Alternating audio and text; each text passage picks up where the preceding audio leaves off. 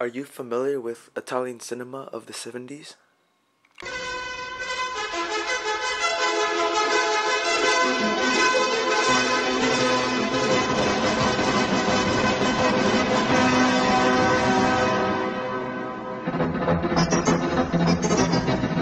The reason why people haven't heard of this genre is because they keep watching Michael Bay movies and they keep watching those BS event movies that come out every Friday. It's sad to hear that there are some people out there who are unaware of some genres cinema has to offer. Recently, it has been especially apparent to me that foreign films aren't being as widely accepted as they used to be. He distinguishes himself as the best horror film director that ever lived.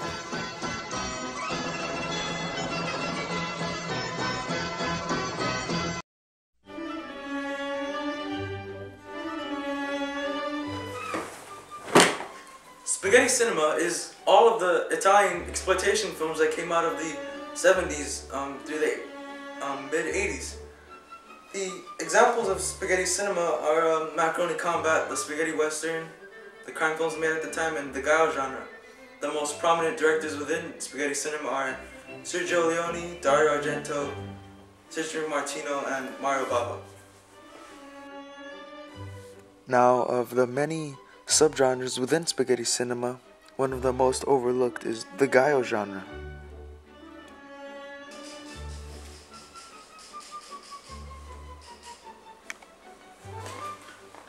A Giallo film is basically an Italian slasher mixed in with elements of Hitchcock thriller.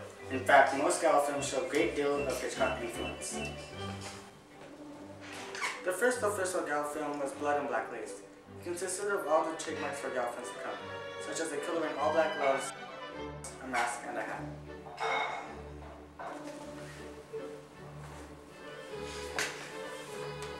It was directed by Mario Bava, who is considered to be the pioneer of Giallo cinema.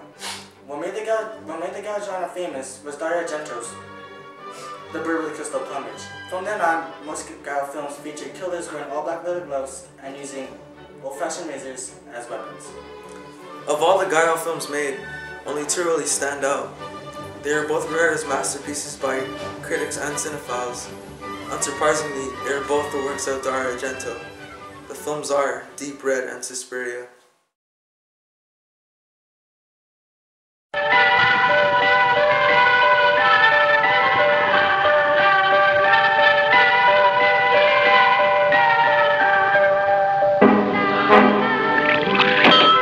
You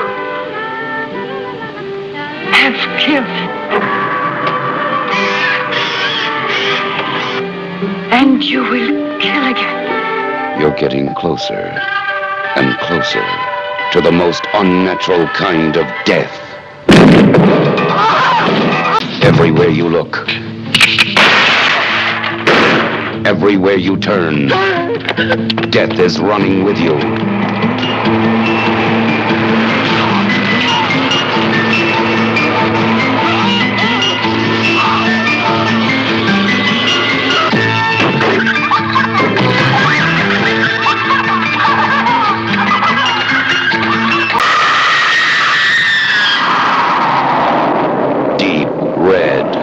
It'll put you into deep shock. What makes Deep Red so great is the music used in the film by the Goblins.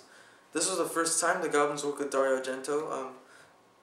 The choice of music is weird too, because the music used in Deep Red is the music not usually used in Giallo films. Usually Ennio Morricone scores the music, but the Goblins more of a rock band, so to see that it was really it was different.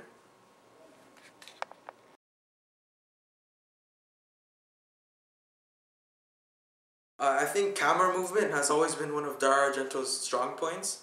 He gets really peculiar camera angles, like through cracks, and he zooms up on the smallest things and he makes it seem big. I don't know how to explain it. Like he gets a close up of some object and he just focuses around it. I think the way that works in Deep Red is really cool, especially when one of the theme songs is playing. Yeah.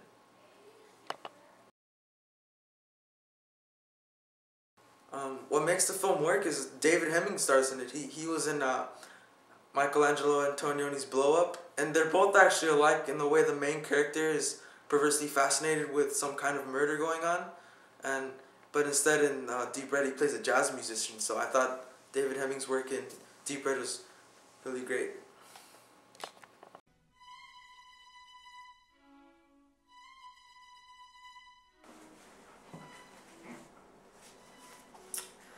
When I first met Dario Argento, I was in Rome, right?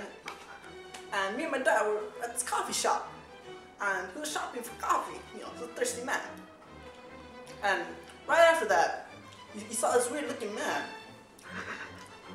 He pointed him out, he's like, "Son, do you know that guy?" I'm like, "No, who is he?" He's like, "He's the director of Cat o' Nine Tails." I was like, wow, right? Me, this 4-year-old boy, needed a director. A Hollywood director. So, right after we got our coffee, right? We go up to him. We ask him, "What are you doing here in Rome?" He says he's on his new project, filming Deep Red. And to our surprise, he asked us to be a part of it. And me, a 4-year-old little kid, how could I deny it? It was an amazing experience.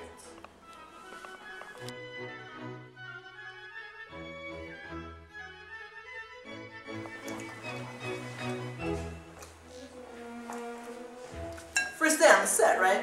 I realized he's a control freak. He wants everything done his way. I mean, I can't blame him. He's the director, right? He wants everything precise. No compromises, nothing like that. But in truth, it was the greatest experience of my life, right? Besides the documentary, come on.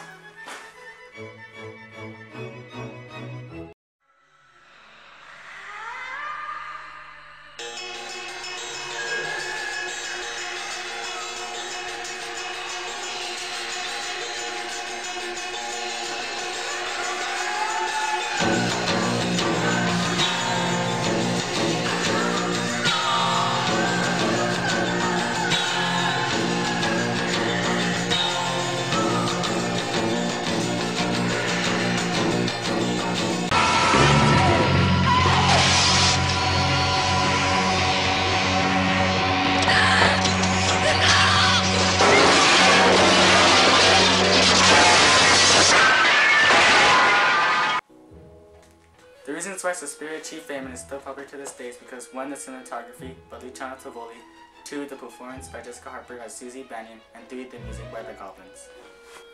The band the Goblins, they consider the score they did for Suspiria to be the best score they've ever did, and that's saying a lot since they've done a lot of great scores like Tenebrae, Deep Red, Zombie. That was the Italian version of Night of the Living Dead, and they also did Zombie 2. That was great. And a technique that Dario uses to make the movie almost look like it was intended for kids was he put the door handles at shoulder height with the characters, so it looks like the door is gargantuan compared to the characters, so I thought that was great.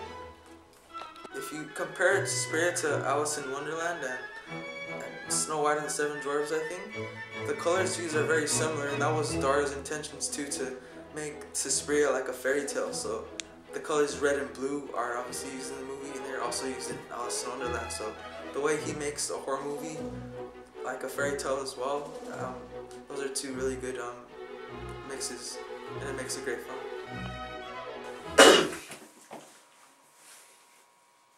If you look back at Dario Argento's older work and leave out his recent work, and only look at his films like Four Flies on Grey Velvet, The Bird of the Crystal Plumage, Cat o' Nine Tails, and especially Deep Red and Suspiria, he distinguishes himself as the best horror film director that ever lived. That's what I believe. He... Have some water, please? Thank you.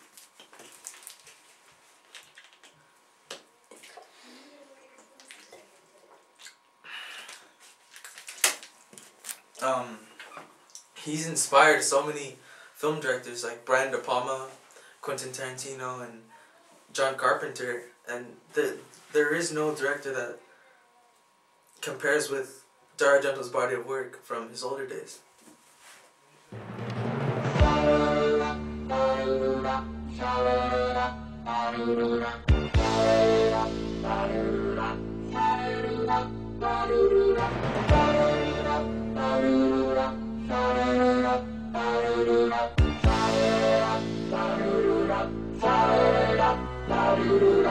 Bye.